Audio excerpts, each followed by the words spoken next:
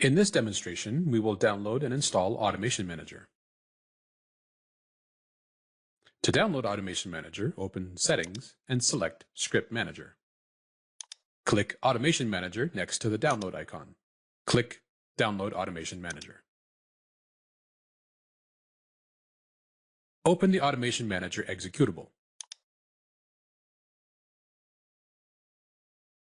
After the installation wizard runs, click Next, then click Finish. Automation Manager opens. There are 4 main panels in the Automation Manager interface. The left panel groups objects under functional headings. The main panel is the policy builder, used to construct a script. The right panel, Help, displays descriptions and parameter details when an object is selected in the policy builder pane. And the status panel along the bottom displays the script's output when a policy is run or debugged and returns problems in the Errors section.